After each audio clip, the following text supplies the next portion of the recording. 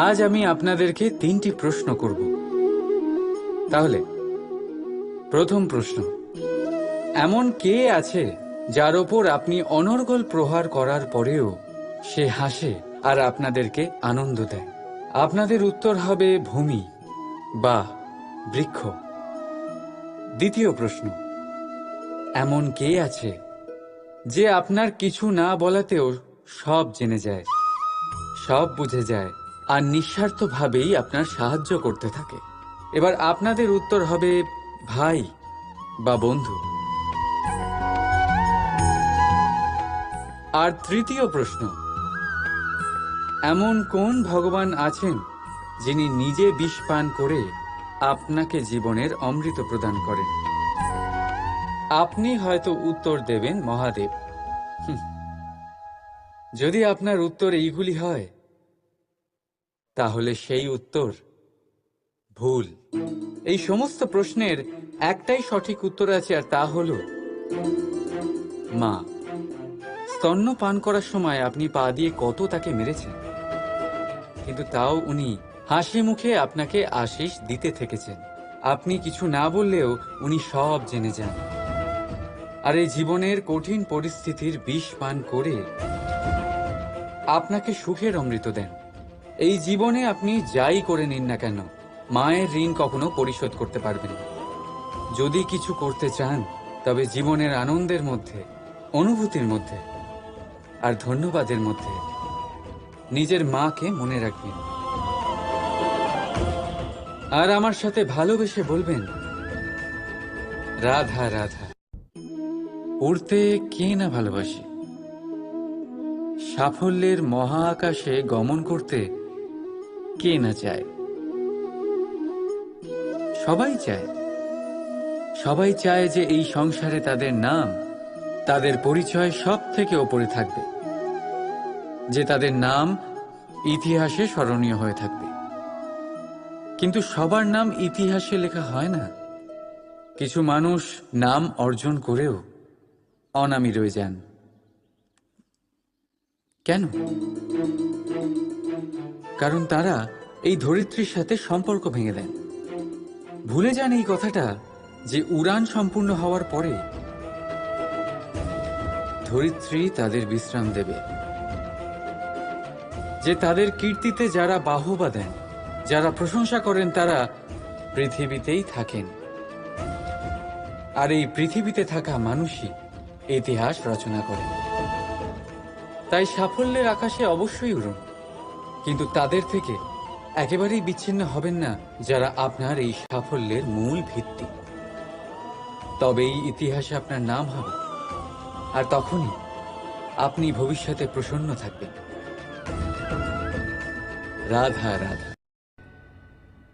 আমাদের মধ্যে অনেকেই এই ভাবনায় বিলীন থাকি যে আমাদের নিজের জীবনে আপেক্ষিক সুখ আর সুবিধা কখনো প্রাপ্তি হয়নি, কারণ ভাগ্যেই নির্ধারিত আছে। কারণ আমরা এমন পরিবেশে জন্ম নিয়েছি। কিন্তু আপনার জন্ম কি আপনার নিয়তি নির্ধারণ করে? কিছুটা হলেও করে। যেমন বৃষ্টির ফোঁটা যখন মেঘ থেকে জন্ম নেয়, তখন তার প্রারম্ভিক কাজ ধরাতলে পড়া। কিন্তু সে ধরাতলে কোথায় পড়ছে সেটা নিশ্চিত করবে তার ভবিষ্যৎ কি হবে। কলা পাতায় পড়লে কর্পূরের মতো উবে যায়, শুক্তির মুখে পড়লে মুক্তয়ে পরিণত হয়, যদি বিষধর পান করে তা বিষ হয়ে যায়। জলকণা এক আর পরিণতি 3। তাই পরিণতি আমাদের জন্ম নয়, আমাদের চয়ন নির্ধারিত করে। এই জন্য নিজের চয়ন ভেবেচিন্তে নির্ধারিত করুন। রাধা রাধা।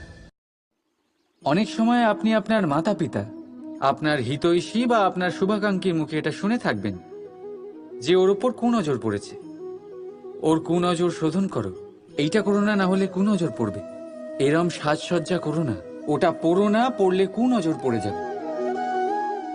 আর কেউ কেউ কেউ কেউ এই কুদৃষ্টি দূরীকরণের উপাচারও করেন।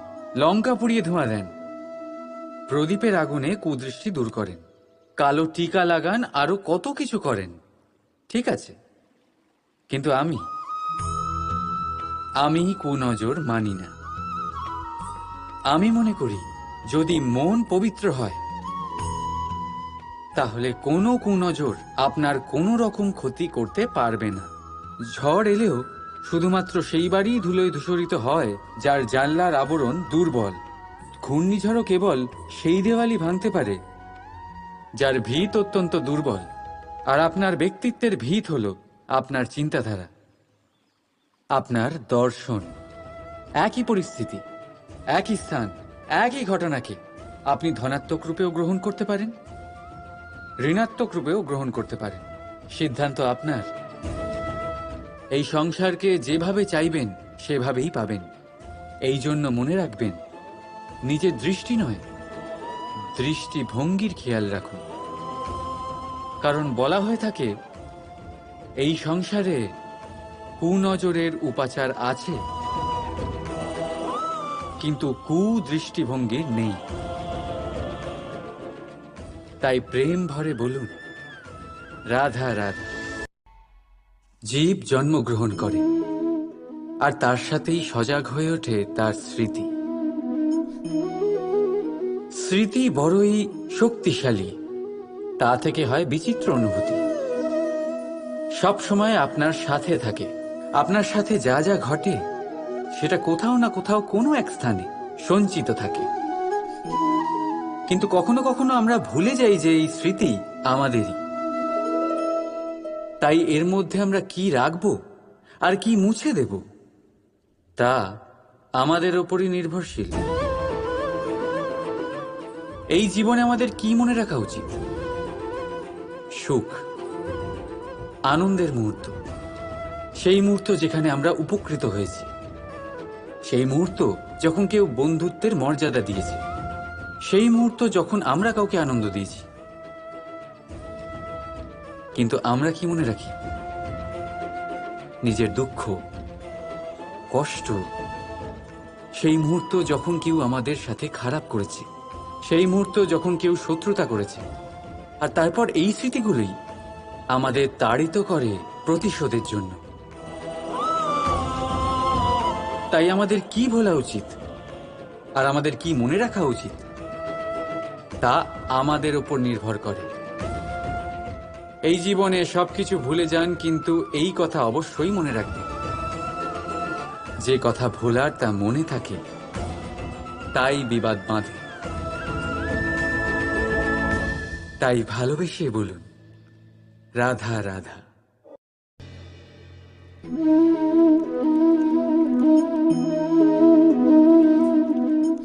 শীতকালের সন্ধ্যায় এই জ্বলন্ত কাঠে হাত সেঁকতে কার না ভালো লাগে? কত সময় পেরিয়ে যায় এই কাঠ সরাতে, ঘোরাতে, বোঝাই যায় না। এই কাঠগুলি আগে জ্বলে, তারপর আমাদের উষ্ণতা দেয়, আর তারপর ছাই হয়ে যায়। আচ্ছা বলুন, এই আগুনের উৎপত্তি কোথা থেকে হয়?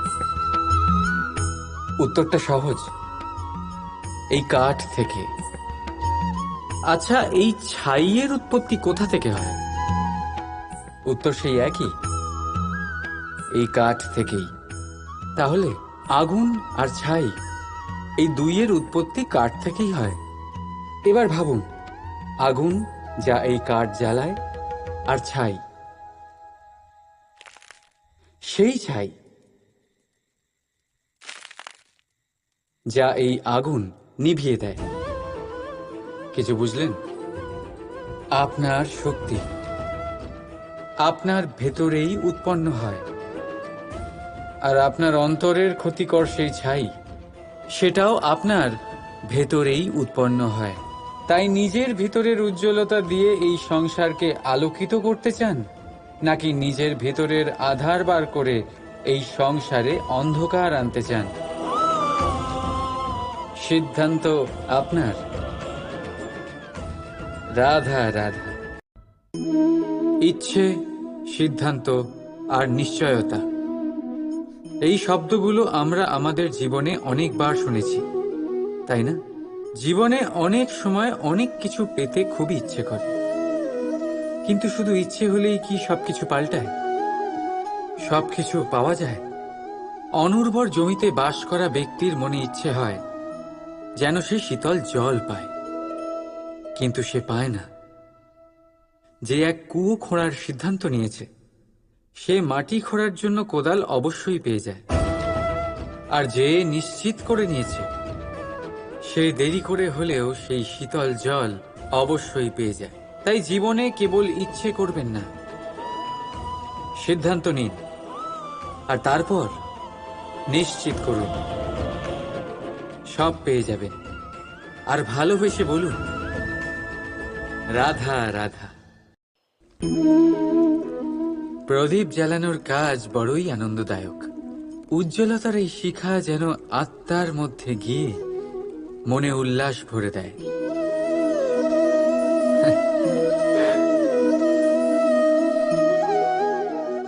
আমি কি করলাম?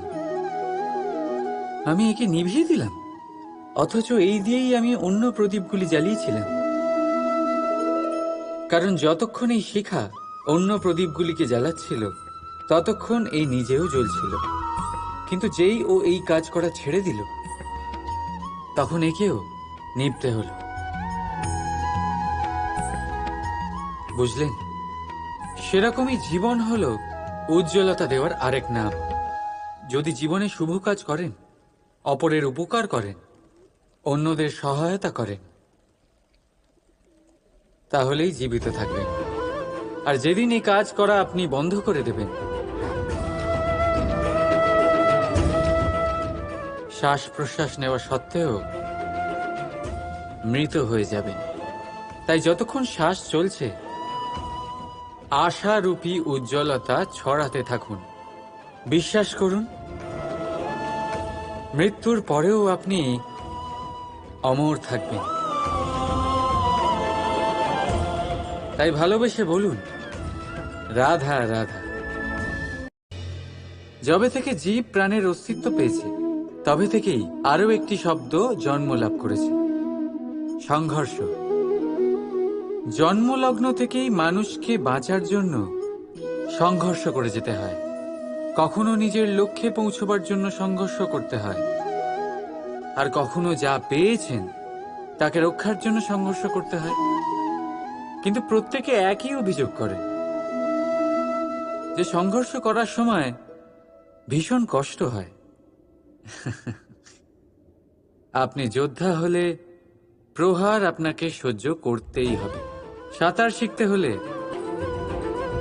জলে আপনাকে প্রবেশ করতেই হবে। পায়ের তলায় তাদেরই কড়া পড়ে যারা রোজ হাঁটেন, আর যারা হাঁটেন তারা নিজেদের লক্ষ্যে অবশ্যই পৌঁছন। তাই মনে রাখবেন, জীবন ততক্ষণই আছে যতক্ষণ কর্ম করবেন। তাই সংঘর্ষ করতে থাকুন, কষ্ট ভুলে যান, আর আমার সাথে ভালোবেসে বলুন, রাধা রাধা। মানুষ সর্বদা ফলাফলের কথা ভাবেন, যে আমি যা করতে চলেছি তার ফল কি হবে, তার পরিণাম কি হবে। কিন্তু এর চিন্তা কেন? কারণ কর্ম যদি শুভ হয়, তাহলে তার পরিণাম খারাপ হতেই পারে না। শুভ চিন্তা নিয়ে যারা কর্ম করেন, তাদের ফলের চিন্তা কিসের? যারা ফুল বিক্রি করেন, তাদের মাঝে সাঝে কাঁটা নিশ্চয়ই ফোটে, কিন্তু সুগন্ধ তাদের হাতে থেকেই যায়। হীরের সন্ধানে কয়লার খনিতে নামা ব্যক্তি কালিমা লিপ্ত হয়ে গেলেও তার হাতে হীরে অবশ্যই থাকে। তাই শুভ চিন্তা নিয়ে কর্ম করে যান, পরিণাম শুভই হবে। আর ভালোবেসে বলুন, রাধা রাধা। মন, মানুষ, মান, এই তিনেরই প্রারম্ভ ম দিয়ে হয়, তাই না? কিন্তু আজ আমরা কথা বলবো মানের বিষয়ে। মানই সেই ভাব যা আমাদের মনকে সন্তুষ্ট করে। এই কলসিতে ভরা জলের মতন, যে জল এই পাত্রতে থাকার দরুন এর অস্তিত্ব বজায় থাকে। এবার মান থেকে আসে আত্মসম্মান আর অভিমান, আর এই দুইয়ের মধ্যে তফাৎ অনেক। যে জল এই পাত্রের মধ্যে সংরক্ষিত তা হলো আত্মসম্মান, যা আমাদের মনের সম্বল, অবলম্বন, যা এই পাত্রের মধ্যে শীতল থাকে আর যিনি পান করেন তাকেও শীতল রাখে। আর যে জল এই পাত্রের বাইরে উতলে পড়ে তা হলো অভিমান, যা বাইরের উত্তাপে বাষ্প হয়ে উবে যায়। সর্বদা মনে রাখবেন, আত্মসম্মান আপনাকে দৃঢ় করে,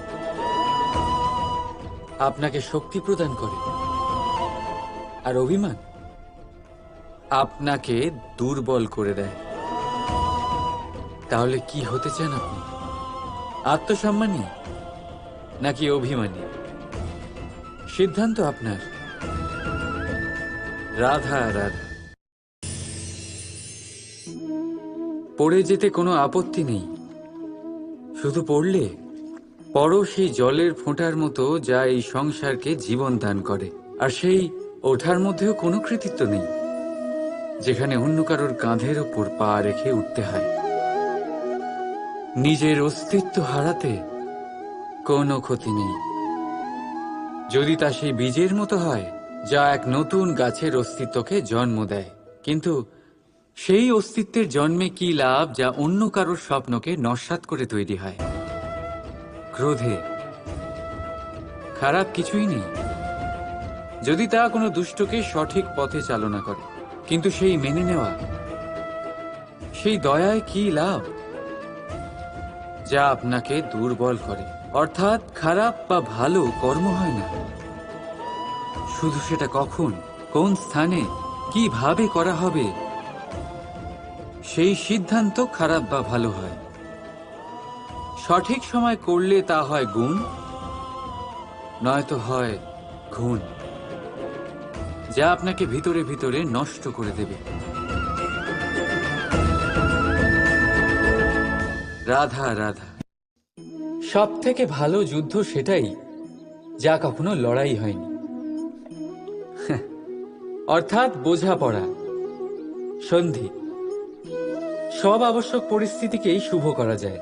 নিজের থেকে শক্তিশালীর সাথে যিনি সন্ধি করেন তিনি বিদ্বান, নিজের সমকক্ষের সাথে যিনি সন্ধি করেন তিনি গুণবান, আর নিজের থেকে দুর্বলের সাথে যিনি সন্ধি করেন তিনি দয়াবান। একটা যুদ্ধ আপনার একাধিক শত্রু তৈরি করতে পারে, কিন্তু একটা মীমাংসা আপনাকে একটা বন্ধু দিতে পারে। তাই হাতের মুঠো তখনই শক্ত করুন যখন যুদ্ধ এড়ানো অসম্ভব হয়ে পড়ে, নয়তো হাত বাড়িয়ে হাত মেলান, কারণ মিলনে যে সুখ, যাতনায় তা নেই। রাধা রাধা। বাবার এক মিত্র ছিলেন, বড়ই দুঃখী ছিলেন, বিপদে পড়েছিলেন। কি করবেন? ব্যবসা ভালোভাবে চলছিল না, বাড়িতে শান্তি ছিল না, সমস্ত জায়গায় ক্ষতি হচ্ছিল। তাই উনি একজন জ্যোতিষীকে দেখালেন। জ্যোতিষী বললেন, আপনার যে বাড়ি আছে সেটা আপনার জন্য অশুভ, আপনার এই বাড়ি পাল্টে ফেলুন। উনি বাড়ি পাল্টে ফেললেন, তবুও ওনার সমস্যার সমাধান হলো না।